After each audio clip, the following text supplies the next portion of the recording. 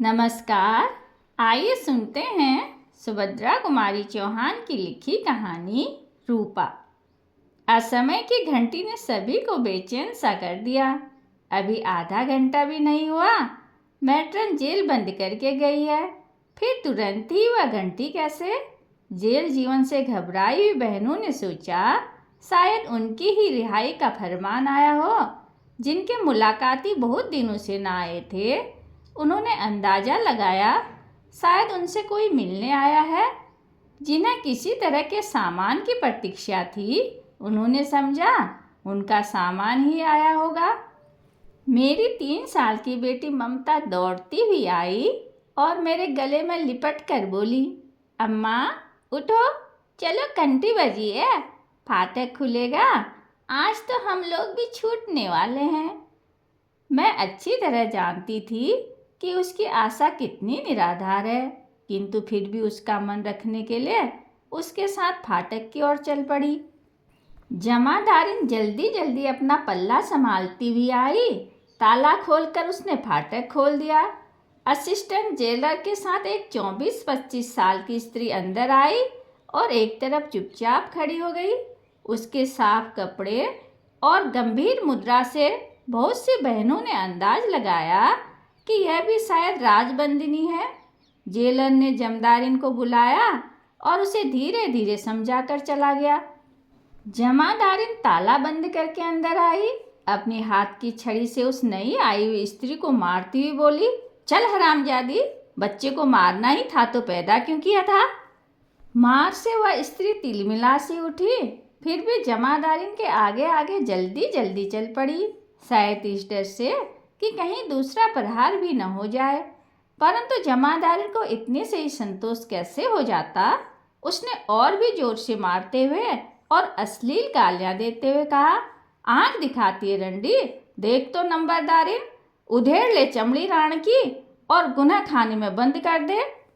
अब मुझसे न रहा गया। मैंने कहा, जमादारिन, मैट्रन ऐसा करे तो करे, पर तुम बाल बच्चे वाली स्त्री ठहरी, तुम किसी पर बिना जाने क्यों हाथ उठाती हो? जमादारिन का स्वर उसी समय बदल गया। उसने मुझे देखा ही न था, नहीं तो शायद उस बेरहमी से न मारती। बोली, आप नहीं जानती बहन जी, यह खूनी औरत है, अपने बच्चे को मार डाला है इसने। मैंने कहा, उसके अपराध की सजा तो कानून से छोटी सजा से लेकर फांसी तक की हो सकती है। तुम्हारा काम तो उसे अपनी देखरेख में बंद रखना भर है, तुम वही करो, सजा का काम देने वालों पर छोड़ दो। वह गुनह खाने में बंद कर दी गई। सब लोग अपने अपने काम में लग गए, मगर मुझे उस औरत की याद न भूली। मैं उस गुनह खाने की तरफ गई। लकड़ी का दरवाज़ा खुला था, वह छड़ के दरवाजे में बंद थी। मैं अंदर आंगन में गई तो देखा वह औरत अभी उसी प्रकार बैठी थी। रोटी और दाल उसने छुई भी न थी। मैंने उससे पूछा, तुमने खाना क्यों नहीं खाया? खाना खा लो। उसने मेरी तरफ देखा, फिर उसकी आंखों में आंसू भर आए। मेरा भी जी भर आया। मैंने कहा, तुम रो मत, नहीं तो मैं भी तुम्हारे साथ रोऊंगी। खाना खा लो, फिर मुझे बतलाओ कि तुम क्यों पकड़ कर लाई गई हो। क्या सचमुच तुमने? पर विश्वास नहीं होता कि कोई माँ अपने बच्चे को मार सकती है। अब वह फूट पड़ी, रोते रोते बोली, कोई मारे चाहे न मारे, पर मैंने तो अपनी बच्ची को मार डाला है बहन जी, यह बात सच है। कैसे? मैंने आश्चर्य से पूछा। कैसे मारा, क्या बताऊं? और वह फूट फूट कर रोने लगी। मैं उसके पास बहुत देर तक खड़ी रही, बहुत बार उससे खाने को कहा, पर उसने न तो खाना खाया और न ही यह बतलाया कि उसने अपने बच्चे को क्यों और कैसे मारा। मैंने सोचा इसके पास से जाऊं तो शायद यह खाना खा ले और कुछ आराम भी कर ले। मैं अपने कोठे पर आकर लेट गई और वहाँ कुछ देर तक पड़ी रही। एकाएक फाटक की घंटी बजी और फाटक खुला। मैंने देखा कि 2 स्त्रियां रूपा को कहीं लिए जा रही हैं। पास ही खड़ी हुई कैदिन ने पूछा, रूपा को कहाँ लिए जा रहे हैं ये लोग? वह धीरे से बोली, खूनी औरत है, इसलिए फांसी वार्ड में ले जा रहे हैं। रूपा चली गई, पर मुझे उसका रोना, उसकी विषाद भरी आंखें, उसका चेहरा भूलता न था। मन कहता था कि वह हत्यारी नहीं है, पर मेरी आंखों के सामने वह फांसी वार्ड में गई, हत्या के जुर्म में पकड़ कर आई। फिर अविश्वास के लिए कहाँ जगह थी। धीरे धीरे मैं रूपा को भूलती चली गई। एक दिन अखबार के एक समाचार ने उस याद को ताज़ा कर दिया। समाचार था, गांव में रूपा नाम की स्त्री अपनी 6 साल की बच्ची को लेकर कुएं में कूद पड़ी। खबर होते ही गांव वाले आ गए और माँ बेटी को कुएं से निकाला। बच्ची तो मर चुकी थी, लेकिन रूपा को कोई हानि न पहुंची थी और वह बच्ची की हत्या के अपराध में पकड़कर जबलपुर सेंट्रल जेल में लाई गई। बच्ची को लेकर वो कुएं में क्यों कूदी, इसका कारण अज्ञात है। मैंने अखबार पढ़ा और जान गई कि वह वही हत्यारिन रूपा है। मेरे रहते ही 2 महीने बाद एक रोज आजन्म कारावास का दंड लेकर रूपा फिर जेल में आ गई। दयालु मजिस्ट्रेट ने उसे फांसी न देकर आजन्म कारावास की सजा दी थी। रूपा सब स्त्रियों के साथ जेल में काम करती, मगर चेहरे पर विषाद की छाया बनी ही रहती। एक दिन मैं बीमार पड़ी और वह मेरे पास सेवा शुश्रूषा के लिए भेजी गई। मैं करीब करीब 2 महीने बीमार रही। अस्पताल में मैं अकेली अपनी बच्ची के साथ रहती थी। रूपा दिन रात मेरे पास रहती। मेरी बच्ची को वो बहुत ज़्यादा प्यार करने लगी थी। बच्ची भी उसे घड़ी भर न छोड़ती थी। आश्चर्य तो यह था कि मेरी बच्ची साफ साफ बोल न पाती थी, फिर भी रूपा उसकी सब बातें समझ लेती थी। एक दिन किसी ने बच्ची ममता को साफ न बोलने के लिए चिढ़ा दिया था और बेचारी बहुत उदास होकर सो गई थी। इसी चिंता में मुझे नींद न आ रही थी। जेल में एक बच्चा और था। उसे जेल की निवासिनी बहनें बहुत प्यार से रखती, उसके साथ खेलती, बातें करती, पर ममता साफ न बोल पाती थी, इसलिए कोई उससे न बोलता, उसे प्यार न करता।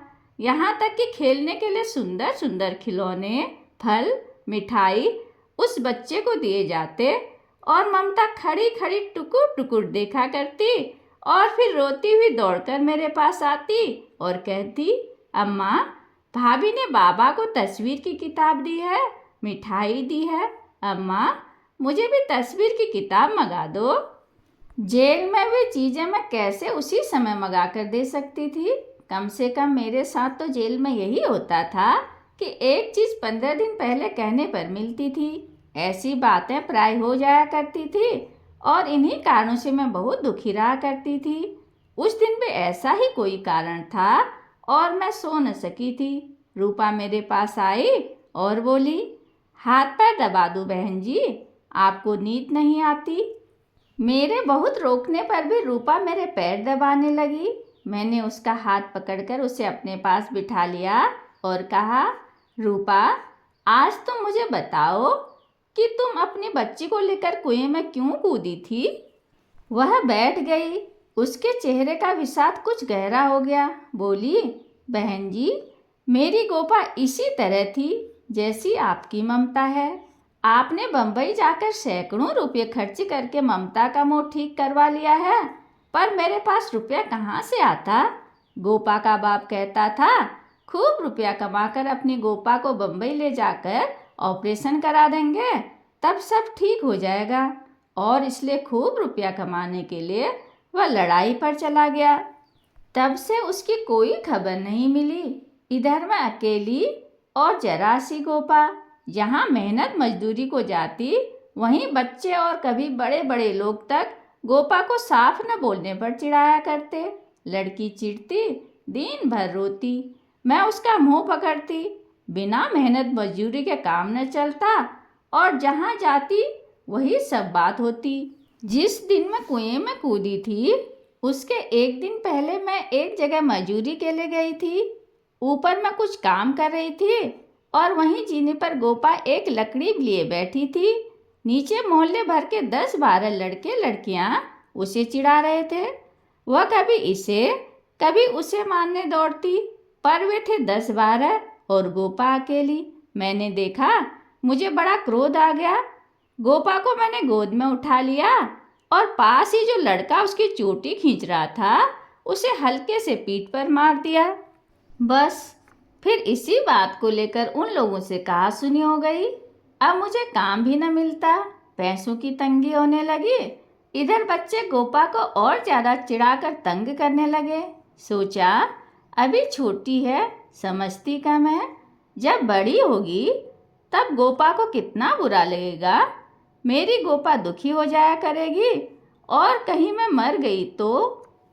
फिर बहन जी, मेरे मरने के बाद गोपा की जो दुर्दशा होगी उसे सोचकर मैं पागल हो गई और उस दुर्दशा तक गोपा न पहुंच सके, इसलिए आगे वह कुछ न कह सकी।